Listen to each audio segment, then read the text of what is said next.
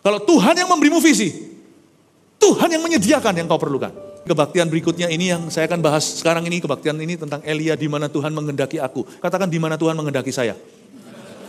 Di situ tempat berkat. Ada satu nabi gak pernah kia-kia, gak pernah tamasya. Dia selalu presisi, selalu purposely, selalu punya tujuan ilahi. Emangnya kita hidup lama-lamanya di dunia ini, jangan iseng lah. Kerohanian pun tidak boleh iseng, gak ada namanya iseng rohani. Orang yang jalan dalam tujuan, tidak buang-buang peluru, tidak buang langkah. Saya dorong Anda untuk punya penetapan hati.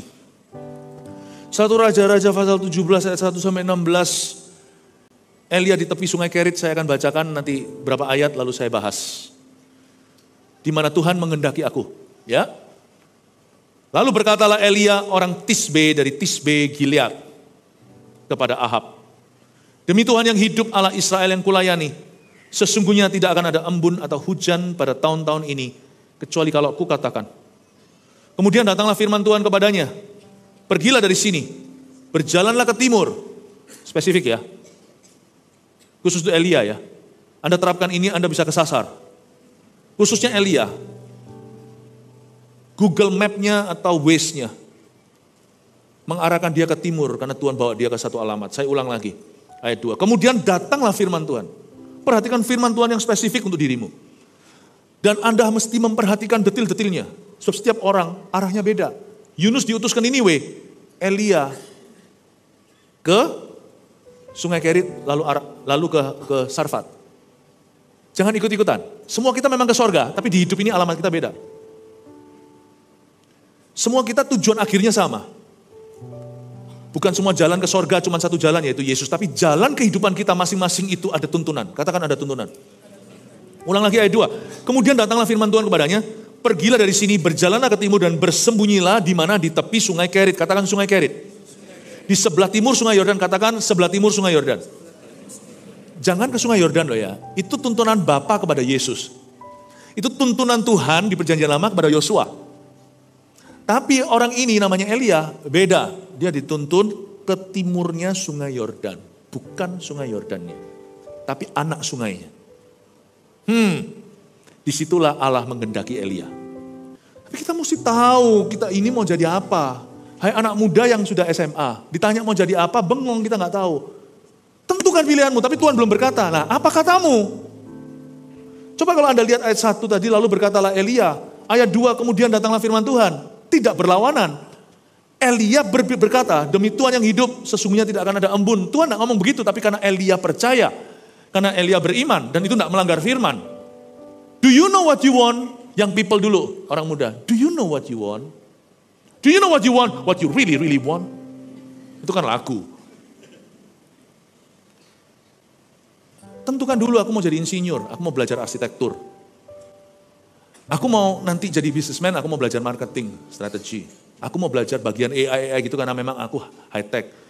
Kalau saya disuruh belajar yang gitu-gitu, saya ini gaptek, gagap teknologi, nggak ngerti saya. Anda harus mengerti Anda itu potongannya apa. Elia bicara dengan authority, dengan otoritas atas hidupnya. Demi Tuhan yang hidup. Ya. Allah Israel yang kulayani. Melayani Tuhan itu datang dengan satu advantage atau kelebihan. Kita jadi tahu mau apa dalam hidup ini. Do you know what you want? What you really, really want? Kerja juga gak pernah mapan. Gak ada kerjaan mapan itu, percayalah, coba lihat konglomerat. Gak pernah mapan-mapan. Orang itu selalu mengejar nol berikutnya. Kerja mapan itu apa? Waktu Anda tahu Allah menempatkanmu di situ dan Anda setia. Tekun. Gak gampang menyerah. Sedikit hujan bilang bukan kehendak Tuhan. Sedikit badai berkata Tuhan tidak menghendaki. Apa-apaan tuh? Lawan, hadapi. Suka duka jalan sama Tuhan. Jangan kompromi. Kerjaan mapan itu ada. Apapun yang settle di hatimu dengan tujuan ilahi. Itu mapan. Amin Bapak Ibu. Saya senang sekali waktu baca ini ada kemitraan antara Allah dengan Elia. Elia tahu dia mau apa. Tapi dia juga dengar-dengaran dengan Tuhan. Tuhan tidak ambil semua keputusan. Tuhan bagi tugas. Ada yang diserahkan ke Elia alias delegasi, tetapi itu pun di dalam Tuhan. Dia tidak pernah keluar dari Allahnya. Ada hal-hal yang perlu kita putuskan In Christ, dalam Kristus. With Christ atau dengan Kristus. Tapi ada hal-hal yang Tuhan putuskan dari kedaulatan, yaitu by Christ. Oleh Kristus. Itu bedain antara in Christ dan by Christ. Oleh Kristus atau dalam Kristus. Yang by Christ dalam hidup saya, itu saya pulang Indonesia. Saya itu gak ada niat, karena saya dari kecil udah sekolah di luar negeri, di beberapa benua. Di Asia pernah, di 2 negara, Taiwan, Singapura. Lalu saya ke North America atau Amerika Utara, saya di Kanada. Yang by Christ itu sungguh-sungguh, itu Kristus yang mendorong aku, itu bukan kemauanku. Bukan aku yang memilihmu, bukan kamu yang memilih aku, kebalik. Tapi aku yang memilihmu, supaya kamu pergi.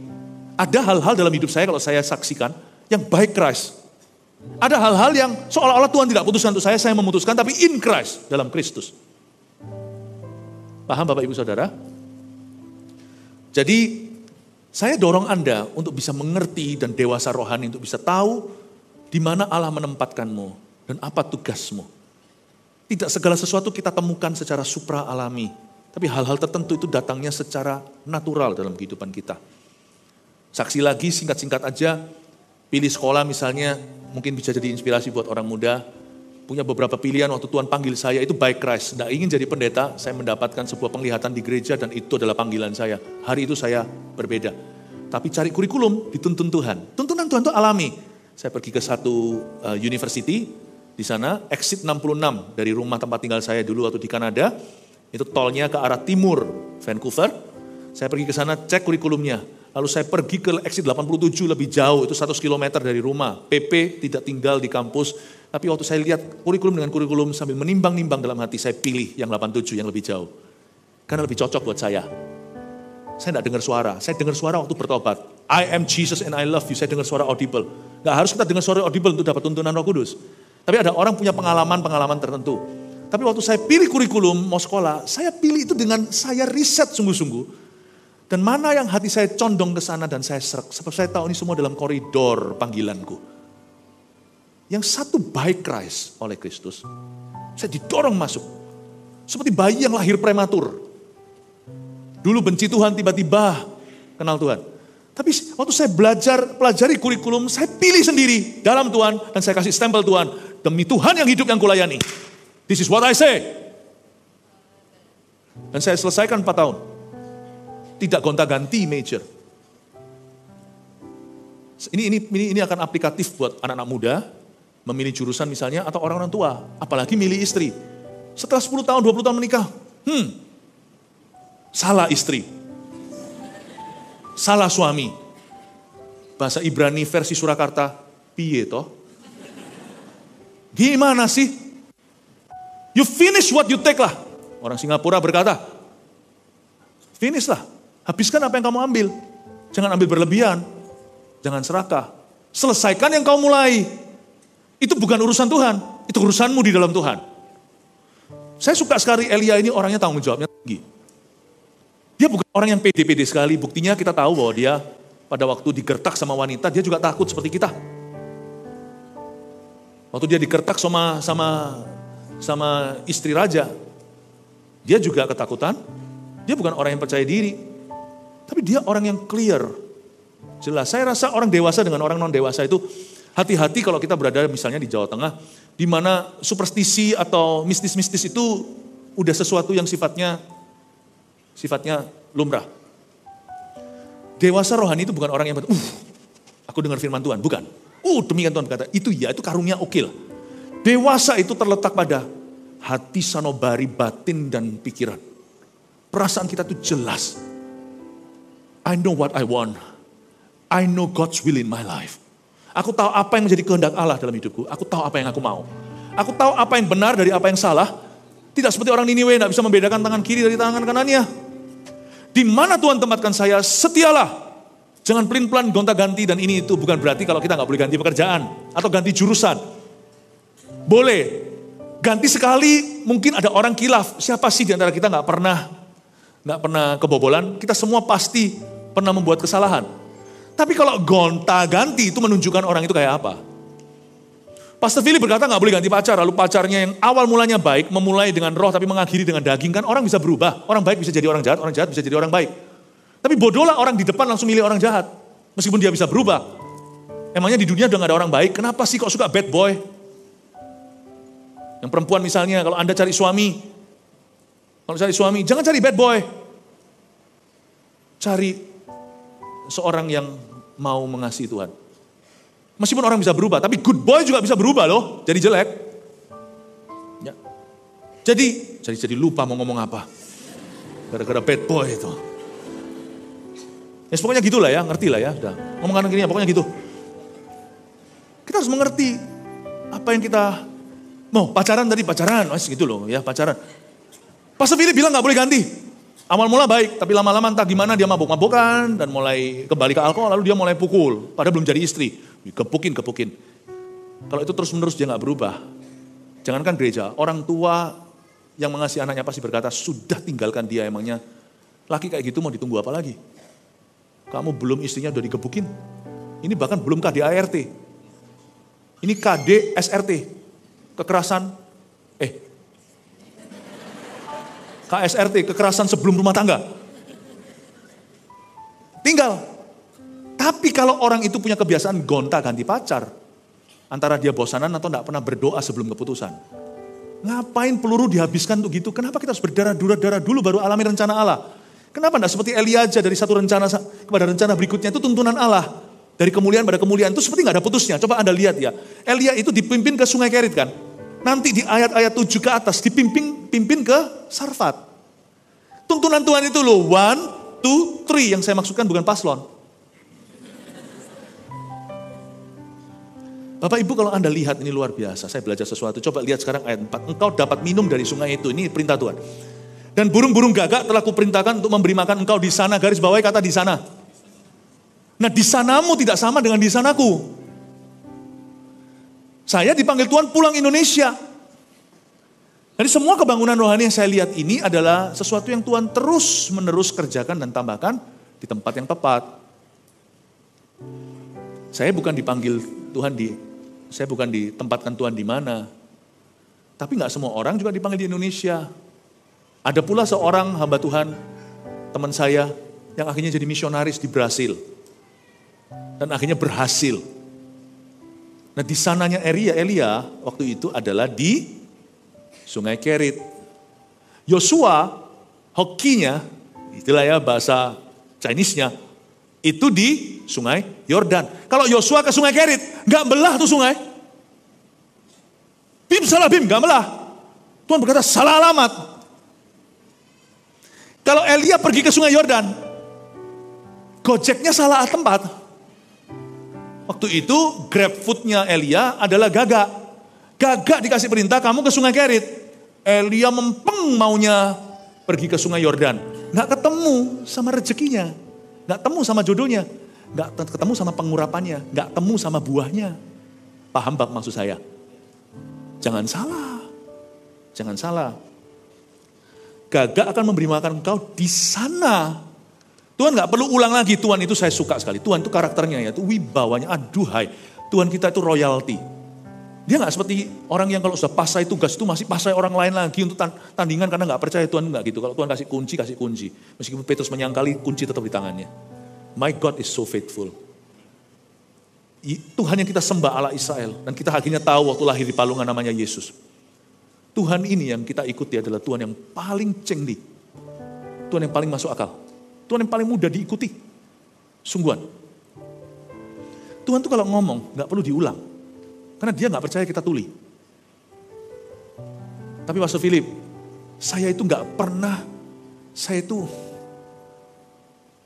gak bisa dengar suara Tuhan sejelas Pastor Philip. Bisa. Saya juga gak bisa dengar sejelas-jelasnya kok, saya pun belajar kok. Jadi jangan beralasan. Kita gak boleh ada satupun beralasan. Domba mendengar suara gembalanya. Ini bukan bicara cuman gembala sidang, tapi gembala agung. Mungkin karena kita gak bisa dengar tuntunan Tuhan, karena kita terus lompat-lompat pindah-pindah gereja. Bising kan? Kita bahkan bingung mana gembala. Dengarnya cuma evangelis melulu. Dan gembala di tempat, kalau Anda tidak tertanam di gereja tersebut, Anda datang makan, dia tetap evangelis bagimu. Gak akan ada suatu pewahyuan lebih yang Tuhan singkapkan untuk kehidupanmu karena itu adalah porsinya dombanya. Bukan tamu, bukan yang tamasya, bukan turis. Sadarkan ya, kalau Anda pergi ke satu kota, ya bahkan Singapura. Kalau Anda pergi ke Singapura, siapa yang pernah? Ada tempat-tempat yang sangat turis seperti Orchard Road. Makan-makan di situ ya ini itu. Tapi saya dulu itu pernah tinggal di Singapura. Dan saya ngerti makanan di pelosok-pelosok dulu itu sekarang meskipun banyak berubah waktu saya sekolah di sana.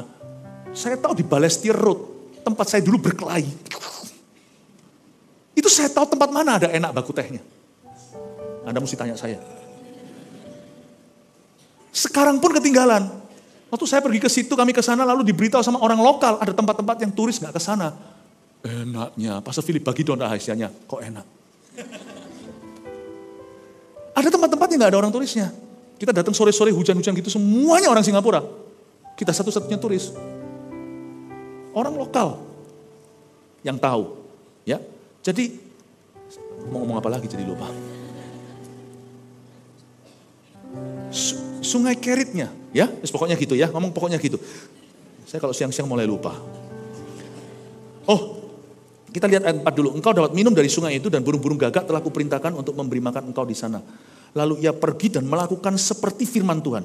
Ia pergi dan diam di tepi sungai Kerit. Di sebelah timur sungai Yordan, sangat jelas sekali. Pada waktu pagi dan petang burung-burung gagak membawa roti dan daging kepadanya dan ia minum dari sungai itu. Saya ingin Anda melihat bahwa God's provision, penyediaan Allah itu terdiri dari dua.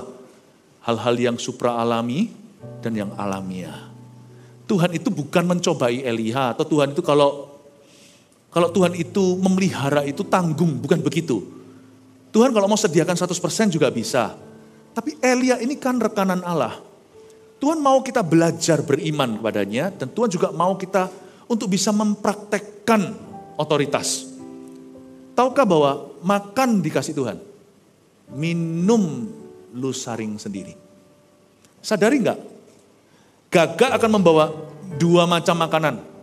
Satu karbonya, roti, perlu karbohidrat. Gagak akan memberimu protein, kamu akan dikasih makan. Gagak, ini pun keajaiban.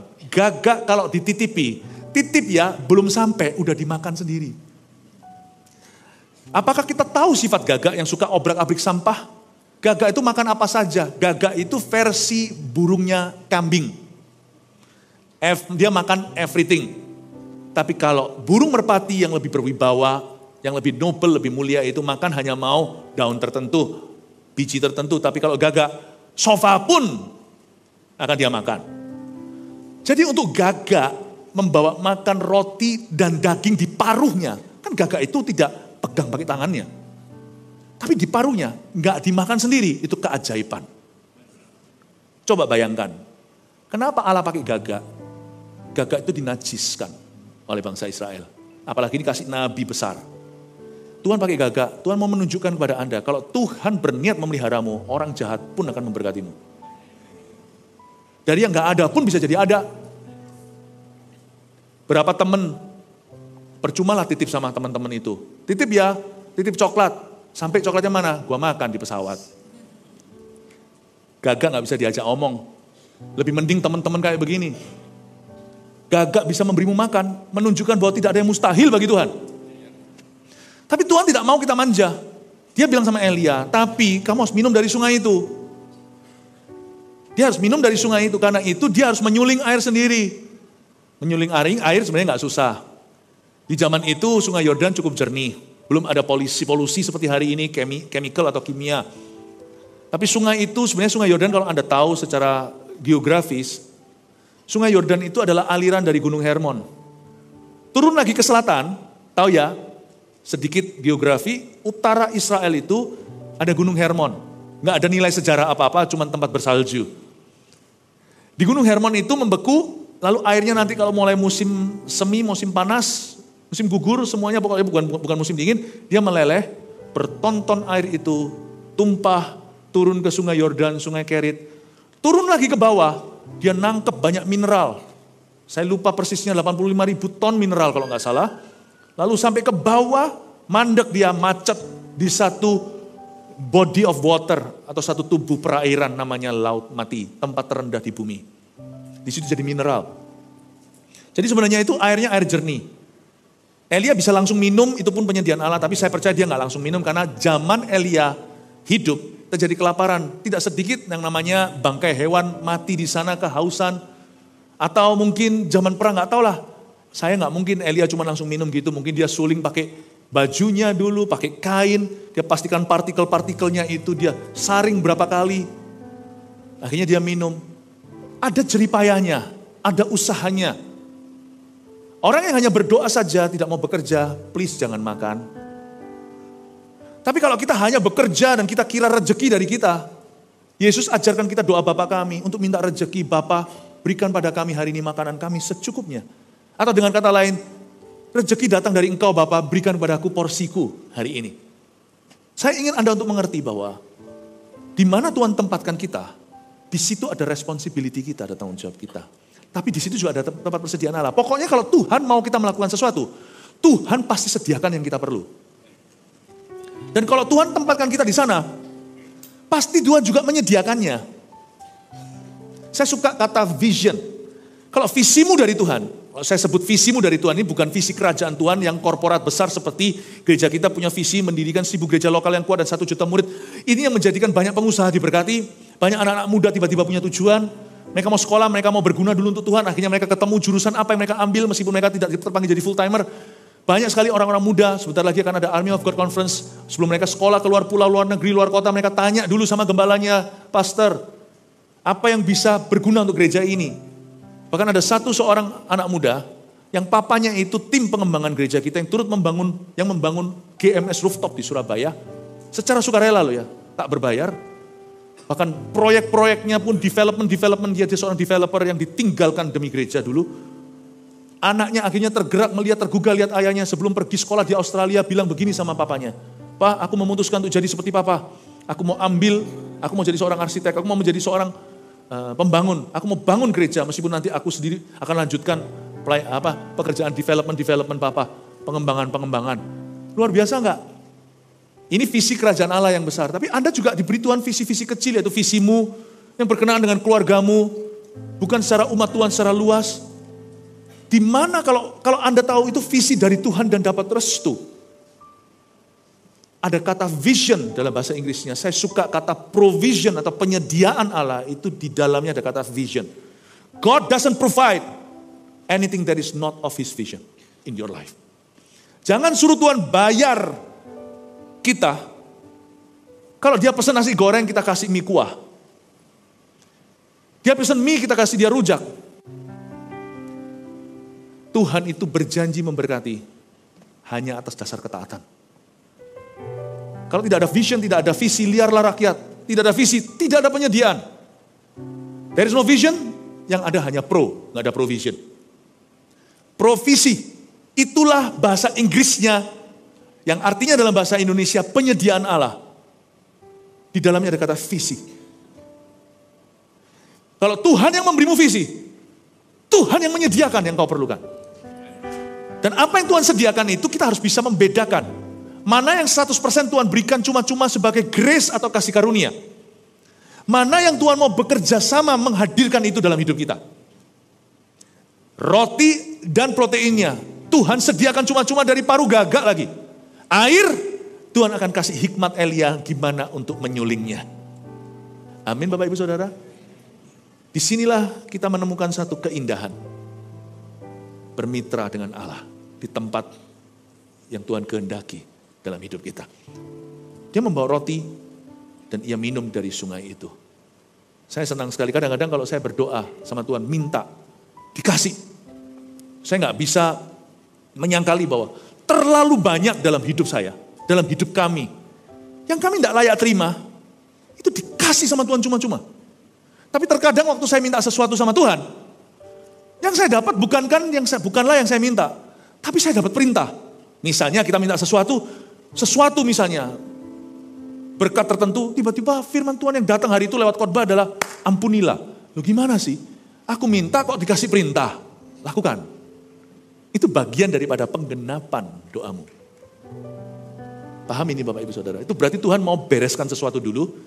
Atau mungkin bukan bereskan. Nanti Anda lihat janda Sarfat. Dia mau ngalami mujizat.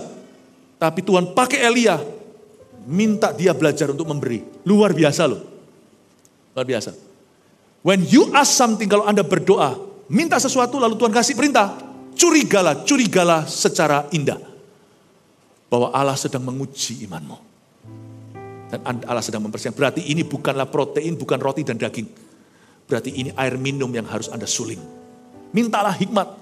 Kadang-kadang kita minta sesuatu, Tuhan tidak kasih mujizat. Malah Tuhan kasih hikmat. Kamu harus begini, begitu, tiba-tiba ada PR. Tiba-tiba ada job deskripsi. Tiba-tiba ada langkah 1, langkah 2, langkah 3, apa yang harus aku benahi.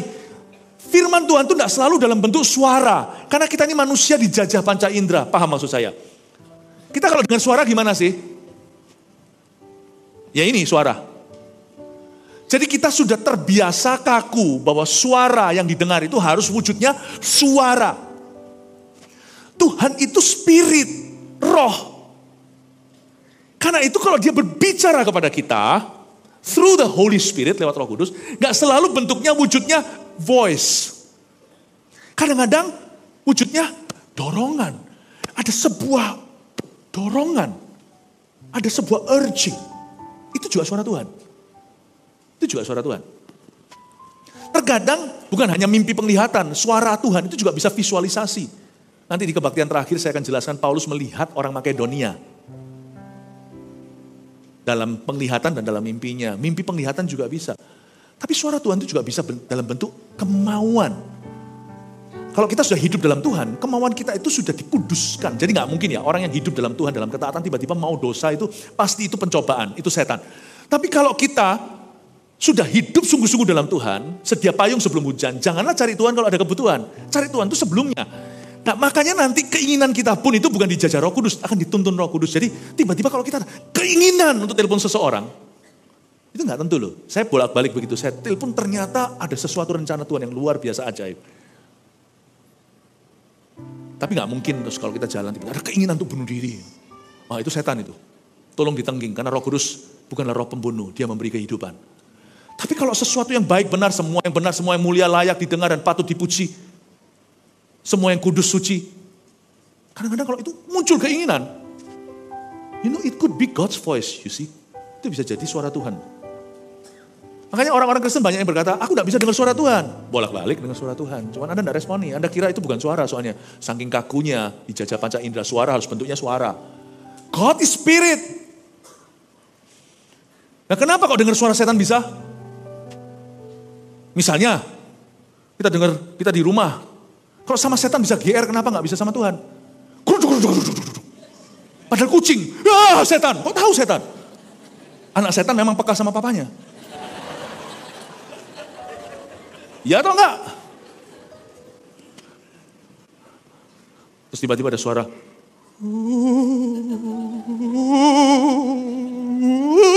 Setan, angin.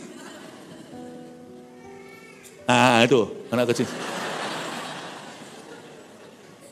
Angin ternyata. Pintunya ngembang, kayunya. Angin, kalau sama setan tuh peka luar biasa. Setan, tapi kalau sama Tuhan gak pernah bisa merasa mendengarnya. Saya kadang-kadang tanya, anak siapa ya? Setahu saya sama setan bukan sahabat. Dia adalah bekas Tuhan kita yang menjajah. Kita semua sudah bebas. Setahu saya dalam peperangan rohani, termasuk dalam peperangan rohani pelayanan yang tak terhingga, saya menghadapi berbagai macam tantangan, mengusir setan kanan kiri, menghancurkan kubu-kubu iblis dalam kehidupan begitu banyak orang, karena hari ini kita semua adalah pendekar-pendekarnya Tuhan Yesus. Gak pernah tuh suara setan itu bunyinya, itu di horror movie. Terlalu berlebihan tuh imajinasimu. Suara setan itu adalah segala sesuatu yang menentang firman Tuhan. Sama sekali gak ada bunyi. Yang gitu gak usah takut. Kalau Anda dengar gitu malam-malam tidur aja, berkata lu nganggur ya, mau takut ya aku pakai cara gini. Tapi kalau tiba-tiba ada suara mundurlah dari Tuhan, bencilah orang, udahlah gini-gini aja, itu setan itu. Itu yang disebut dengan diabolos. Itu suara yang menghasut seperti Petrus berkata, janganlah naik ke salib, enyah tau. Saya luruskan dulu, suara setan tidak seperti yang kau kira. Makanya gak usah lihat film yang gitu-gituan, ngapain sih? Takut sih enggak. Ngapain lihat yang palsu kalau saya sudah pernah makan timlonya Solo, kenapa saya makan timlonya Tokyo? Kalau saya sudah lihat, tahu pekerjaan setan sesungguhnya, ngapain saya harus percaya Hollywood atau percaya siapa yang buat? Ngapain? Nggak tertarik saya. Yang asli pernah saya hadapi kok, ngapain yang palsu takut-takuti. Kenapa saya juga harus luruskan, suara Tuhan tidak seperti yang kau kira. Do you know that sometimes, makanya itu keuntungan orang yang sudah hidup dalam Tuhan adalah dia dapat tuntunan dari dalam. Kadang-kadang kemauan, heran loh.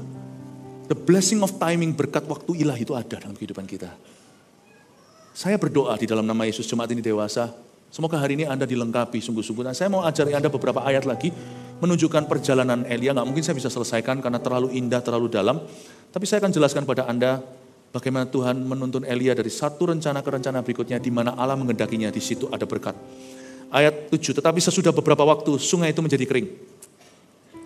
Sebab hujan tiada turun di negeri itu. Maka datanglah firman Tuhan kepada Elia, firman kedua. Firman kali ini bukan, hei Elia, pergilah ke sebelah timur sungai Yordan. Tapi ayat 9, bersiaplah pergi ke Sarfat. Terjadi surat tugas berikutnya yang beda dengan yang pertama. Disuruh ke Sarfat yang termasuk wilayah Sidon. Kali ini agak jauh, keluar negeri malahan. Dan diamlah di sana. Kata di sana berikutnya ada beda dengan di sana yang pertama. Di sana pertama tadi itu Sungai Kerit. Di sana kedua ini adalah kota namanya Sarfat di Sidon. Di sini celakanya. Banyak anak Tuhan masih terus berada di glory masa lalu. Susah move on dari firman pertama karena ada berkat. Kadang-kadang kita perlu sedikit ditampar malaikat untuk kita menyadari bahwa sungai itu udah kering. Udah gak ada rencanaku di situ. Misalnya, berapa banyak orang waktu Tuhan tuntun sebuah gereja masih terus banding-banding, ya, terus-terusan dibanding-bandingkan dengan gini gitu. Kapan Anda bisa maju? Firman Tuhan, banyak orang itu hidup di pewahyuan lama. Loh, saya gak berkata bahwa Alkitab bisa menjadi wahyu yang lama atau menjadi pewahyuan yang kadaluarsa. Tidak loh ya. Firman ini kekal. Tapi tuntunan Tuhan itu bertambah dalam hidup kita. Kita nggak boleh terus mati kutu, mati kaku di instruksi 1. Instruksi 2A, 2 sudah diberi. Anda nggak mau maju. Nggak mau maju. Berapa banyak orang masih hidup di dalam urapan lama. Matilah cepat lambat, karena sudah kering di situ. Tapi di situ Tuhan berkata, kamu ke Sarfat. Sekarang makananmu tidak datang dari gagak. Makananmu datang dari janda. Allah dulu memakai burung, sekarang memakai manusia. Kalau kita hanya mau dipakai Tuhan dengan cara begini, atau kita sudah mati kaku, kita nggak mau move on lagi, kita hanya mau terima orang-orang yang begitu, Anda nggak akan maju. Sungguh Anda akan maju, Anda akan ketinggalan. Firman Logos tidak boleh berubah, tapi rema kita terus harus berkembang, berjalan. Meteran Tuhan itu jalan di hidup kita. Berapa banyak orang sudah stagnan. Kita lihat ayat 10, sesudah itu ia bersiap lalu pergi ke Sarfat. Setelah ia sampai ke pintu gerbang kota itu, tampaklah di sana seorang janda sedang mengumpulkan kayu api. Dan ia berseru kepada perempuan itu, katanya, cobalah ambil bagiku sedikit air dalam kendi supaya aku minum. Wah, mungkin janda ini banyak air. Mungkin janda itu juga punya roti, punya makan. Tapi ayat 11. Ketika perempuan itu pergi mengambilnya, ia berseru lagi, cobalah ambil juga bagiku sepotong roti. Ini Elia kok serakah? Enggak ya. Elia itu sudah nyaman. Ini bukan firman pembenaran tuh hamba Tuhan minta roti, minta uang. Never. Nggak boleh terjadi. Elia ini downgrade, dia bukan upgrade. Hamba Tuhan kalau melayani, yang tulen sejati, dia tidak akan jadi penggali emas atau menjadi orang yang aji mumpung atau panjat sosial. Seorang hamba Tuhan, sejati atau tidak, akan kelihatan. Tidak memanfaatkan jemaatnya, tidak menggali keuntungan. Apapun yang dia lakukan adalah untuk Tuhan dan jemaat itu, bukan untuk dirinya. Elia downgrade, karena tadi dia dapat daging. Dia kalau mau tetap tinggal di Kerit, Tuhan terus kirim gagak, ya dia makan terus. Tapi Tuhan beri dia tantangan iman, keluar dari zona nyaman. Karena Tuhan tidak mau memberkati gagak. Kalau gagak ngasih makan, dapat upah nabi, gagak tetap gagak. Allah mau memberkati seorang janda. Dia tidak mau berkat nabi itu turun dan akhirnya diberikan ke burung. Allah mau memberikan kepada satu bangsa. Semoga Sidon berubah. Elia lakukan ini bukan karena dia kelaparan. Saya percaya ada makanan terakhir dari gagak itu membuat dia kuat. Nanti Anda lihat ya, Elia itu dikasih makan sama Tuhan, roti yang sama dibawa datang sama Tuhan. Waktu dia ngambek itu loh gara-gara Isabel, dia makan, dia lari pakai roti ajaib itu. Dia lari 40 hari namanya. Dan dia bisa mendahului kereta kudanya Ahab. Saya percaya waktu Elia berkata minta roti, dia gak lapar. Hamba Tuhan, kalau kita pelayanan itu tidak boleh kita kelaparan. Sebelum Anda melayani, datang ke gereja, saat teduh dulu secara pribadi. Waktu kita pelayanan volunteer di sini, kita lakukan untuk jemaat, sekalipun kita sendiri jemaat melayani jemaat. Kami gembala-gembala ini juga jemaat. Cuman jemaat yang ditumbalkan akhirnya jadi gembala. Loh, kalau semuanya ada satu orang berkata, kok enak jadi gembala, mau tuker? Loh ya ayo. Saya gak keberatan kok cari nafkah di luar sana, saya gak akan jadi pecundang. Saya pasti, kalau Tuhan serta, kalau bukan karena saya membangkang dari panggilan, Tuhan akan sertai saya. Lebih enak lah. Saya di luar sana, saya mau beli apa, semua orang gak komentar kan. Uang-uangku kan. Tapi dalam pelayanan kalau kita diberkati kan, orang langsung ngomongnya miring kan. Ayolah, tuker. Tapi tolong ya, Anda harus dapat visi, Anda harus berdoa 7 jam. Dan jemaat kalau lagi nangis, Anda nangis dulu, nangis kemudian, Anda harus meratapi, Anda harus angkat bebannya mereka. Anda melayani, orang tidak akan berterima kasih. Orang sakit cari Anda, doakan, setelah sembuh tidak pernah telepon Anda. Anda terus doa 3 tahun kemudian padahal orangnya sudah mati.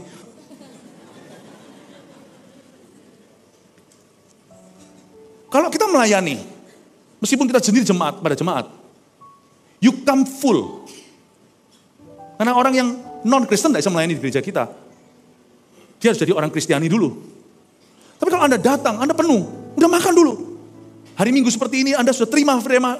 Kalau pendatang bisa mendapat berkat, apalagi penunggu. Kita makan dulu. Karena roti itu selalu untuk anak, remah itu untuk anjing. Kenyangkan dirimu. Saya kalau melayani, saya tidak mencoba mendapatkan pengakuan. Kalau saya melayani, saya penuhkan diri sendiri. Kalau saya ngomong sama Anda sesuatu, suruh Anda taat. Itu bukan supaya saya jadi berkat, supaya Anda. Bukan supaya saya dapat berkat, tapi supaya Anda diberkati. Saya tidak akan melayani demi saya sendiri. Kalau saya datang memberi perintah, instruksi, karena saya tahu itu bagus untuk Anda. Dan itu memang untuk kemuliaan Allah. Kalau Anda datang melayani, you come full tummy secara rohani. Udah makan dulu. Mungkin Elia tadi sebelum ketemu janda Sarfat minta rotinya untuk menguji. Dia sudah sama Tuhan dikasih wagyu. Itu gagak-gagak terbangnya berat. Bukan 300 gram. Dikasih yang setengah kilo. Itu gagaknya pergi memble parunya. Kasih makan yang bergizi. Yang protein kenyang. Tahukah protein itu membuat kita kenyang? Tidak membuat kita nyamil. Dia makan dengan full. Waktu dia pergi ke Sarfat, dia tidak hungry. Apalagi hangry. Hungry sampai marah. Dia berkata, kasih aku roti. Belas dia gak kepingin makan. Karena dia tahu janda itu harus dientaskan dari mentalitas kemiskinan. Bukan berarti orang miskin, orang kaya itu bukan hartanya. Mentalitasnya. You give me food to eat. Tapi saya ingin Anda memperhatikan ini, dengan ini saya selesai. Hari itu ada seorang janda. Yang kita semua tahu lah ya, kasih bocoran oke? Setelah dia ngasih makan ini, tempayannya gak pernah habis minyak ya dalam buli-buli. Nanti Elisa juga ngalami pengalaman yang sama dengan seorang wanita yang ditinggal mati suami, anaknya mau diambil sama penagih pajak, penagih hutang maksudnya. Oke? Saya kasih satu cerita ya, saya ingin Anda sekarang tertuju matanya ke janda ini. Kalau tadi kan kita sudah ngomong Elia, di mana tempat yang dikehendaki Allah atas hidup janda ini di Sarfat? Mau tahu kemana? Saya kasih sedikit imajinasi. Hari itu roti terakhir, tepung terakhir, dan ini zaman itu, kalau masa kelaparan itu kelaparan betul. Sungguh-sungguh kelaparan. Misalnya di negara tertentu dulu waktu zaman COVID, tiba-tiba diborong kan supermarket. Semua dibeli ini semuanya. Di Amerika pernah tuh. Rekan-rekan teman-teman di Amerika cerita bahwa tisu gulung aja nggak ada. Maaf ini, ngomong sesuatu yang lebih spesifik. Kalau kita orang Indonesia kan pakai air ya. Mereka pakai tisu, udah gitu aja. Jangan tanya lebih dari itu. Saya rasa kurang etis untuk saya jelaskan lebihnya. Orang-orang di Amerika kalau tisu gulungnya habis, semua tisu muka juga nggak ada semuanya. Mau pakai apa? Kita orang Indonesia jauh lebih bagus. Mereka harus pakai daun kali. Kembali ke Adam dan Hawa. Habis ludes, dibeli semuanya. Tisu gulung itu harganya jadi melonjak tinggi. Mungkin ada calonnya. Belum lagi makanan. Zaman itu kalau habis itu habis. Karena zaman itu belum ada supermarket. Nggak ada. Hanya people's market. Nah kalau yang jual daging udah mati. Jual gandum sudah kelaparan dan meninggal. Itu zaman perang lagi. Zaman-zaman Ahab. Zaman perangnya raja-raja. Saya mau beritahu pada Anda. Kalau disebut tepung terakhir. Itu tepung terakhir tenan. Bahkan janda itu kalau ketahuan dia punya tepung terakhir, dia bisa dikeroyok masa, karena zaman itu orang bahkan kalau di zaman perang, ini sejarah ya. Alkitab ini bukan hanya rohani tapi fakta. Zaman itu, seorang ibu pun makan dan masak anaknya. Saking begitu buruknya kelaparan yang terjadi. Kalau sampai orang ketahuan dia masih punya segenggam tepung, dia bisa dikeroyok, bisa dirampok, bisa dicuri. Orang gak peduli bunuh untuk hidup sehari lagi. Saya kagum dengan janda ini. Hari itu dia punya pilihan, aku sedih duduk sendiri ambil tali bunuh diri. Nah besok kita gak makan, mari kita akhiri hidup, minum pil, kasih pil anaknya dulu, lalu dia minum pil sendiri lalu dia mati. Kalau gitu dia kecele, besok dia ketemu Nabi. Bunuh diri tidak pernah menjadi tempat yang Tuhan kehendaki di hidupmu, malah itu tempat neraka. Give up, menyerah juga bukan, meratapi diri sendiri, oh kasihan aku. Enggak, janda itu keluar rumah, pergi ke pintu gerbang. Zaman dulu gerbang kota adalah tempat orang itu sosialisasi, kumpul, dan mikirkan gimana caranya survive. Di zaman bagus, mereka mikirkan gimana berkembang. Dan di situ juga dia cari kayu bakar. Orang mau mati kok pakai kayu bakar untuk apa? Untuk menghangatkan tubuhnya, dia masih pelihara badannya. Janda Sarfat ini masih memelihara kehangatan rumahnya. Nak, mungkin dia bilang sama pamannya, anaknya, besok mungkin kita mati. Untuk kita mati sungguhan gak ada roti, mungkin perlu berapa minggu. Kalau orang gak minum, berapa hari. Tapi mama akan berusaha sampai titik darah penghabisan. Naluri seorang ibu membuat dia tetap pergi ke pintu gerbang. Dia kerja sehari lagi sekalipun besok PHK. Kalau Anda akan di PHK, Anda tahu besok. Anda tahu Anda sudah akan berhenti dari satu pelayanan, besok masih datang masuk kantor enggak? Masih kerjakan semua tugasnya enggak? Cek log masuk, cek log pulang enggak? Rasanya enggak. Besok aku di PHK, ambil pensilnya, tisu gulungnya, masukin tasmu. Manusia itu yang suka merusak. Ini orang sampai titik darah penghabisan tetap berkarya. Hari itu tempat yang Allah kehendaki dalam diri seorang wanita yang tahu besok roti terakhir, 2 minggu lagi mereka sungguhan mati. Dia berkata, hari ini aku masuk kantor. Aku kerja. Gak tahu gimana caranya, ini janda Sarfat, Sidon, bukan umat pilihan Allah, gak ngerti mujizat. Pokoknya aku akan responsibel. Kesusahan sehari untuk sehari, bukankah itu adalah hikmat Yehova? Datang dia masuk. Saya gak tahu apakah seharusnya janda lain. Mungkinkah ada janda lain yang seharusnya datang tapi dia memilih bunuh diri mati dulu. Mungkin ada janda lain yang berkata, give up lah, tidak berbuat sesuatu. Janda ini masuk kerja. Potong kayu. Bawa pulang ke rumah. Ketemu Elia. Ketemu Elia. Andai kata Pastor Bernard tidak menggenapi panggilan Tuhan. Mungkin tidak sampai ketemu Pastor Anita. Siapapun pasti tidak secantik dia dalam hidupmu. Kalau Pastor Anita, saat itu saya beritahu, ayo, inilah tempatmu. Kamu harus melayani umat Tuhan. Dulu dikenal sebagai Anita the Evangelist. Masuk sekolah-sekolah nih Pastor Anita nih, masuk ke sekolah-sekolah. Saya kan masuk universitas. Saya nggak bisa tangani yang setiap minggu dibuka sama Tuhan di Surabaya itu kebangunan rohani di sekolah-sekolah negeri segalanya swasta. Pastor Anita yang masuk.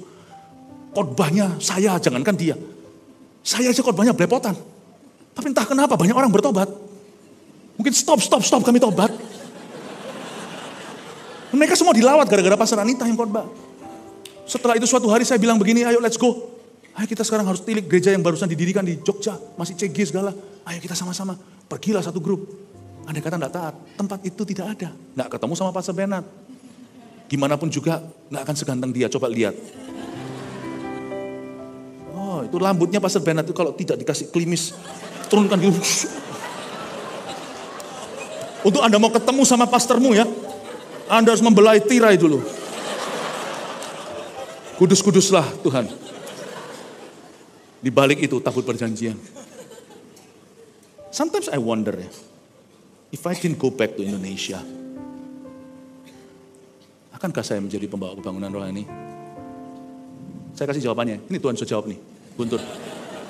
No, I would not be. Gak ada orang hebat. Yang ada hanya orang yang berada di tempat yang tepat. Dan Tuhan turunkan berkat. Karena itu doa saya selalu buat anak-anak Anda, buat jemaat. Tuhan biarkan kami, mereka selalu ditemukan di tempat yang tepat. Ketemu orang yang tepat, untuk tujuan yang tepat. Tidak pernah ditemukan di tempat yang salah. Ketemu orang yang salah, untuk tujuan yang salah. Saya mau beritahu kepada Anda, kalau Anda berjalan dengan Tuhan, ritmemu itu bisa ritmenya itu persis tanpa Anda sadari. Itu ajaib Tuhan. Jangan tinggalkan Tuhan. Dan terakhir, janda itu kan masuk kerja tetap. Apapun alasannya besok mati segala lah bla bla bla. Saya mau Anda untuk mengerti bahwa ketika Tuhan memberi kami visi untuk memulai CG, bahkan visinya GMS itu, yang paling oyotnya akarnya itu bukan 1000 gereja lokal dan 1 juta murid, itu misi kita. Visi kita itu menjadi gereja sel yang apostolik dan profetik. Gereja ini diberkati karena kita nurut sama patron blueprintnya untuk Roh Kudus, menjadi gereja CG. Nggak mungkin lah Tuhan suruh kita lakukan sesuatu kalau itu nggak tepat untuk kita. Saya mau beritahu kepada Anda sebuah saran. Kayaknya, kalau Anda yang belum ber-CG masuk ke CG, saya janji, hidupmu nggak mulus, pasti terjadi pembentukan. Orang baru itu perlu adaptasi lagi. Tapi saya tahu, akan ada rencana Tuhan yang tidak boleh kau punya. Kecuali kau tertanam di dalam rumah Allah. Akan ada sesuatu titik temu. Yang saya maksudkan bukan kopi. Nggak ngerti ya sudah. Ada satu titik temu dengan rancangan Allah yang ajaib. Rencana A bukan rencana B. Bukan rencana yang baik. Rencana B-nya Tuhan itu rencana yang baik. Rencana A-nya Tuhan itu rencana yang ajaib. Yang tidak akan diwahyukan kepadamu. Kalau Anda tidak ada di Sungai Kerit. Anda mesti ada di CG. Saya tahu dari situ Tuhan akan membuat Anda itu titik temu dalam kehidupanmu. Bukan untuk gereja ini, tapi untuk hidup Anda.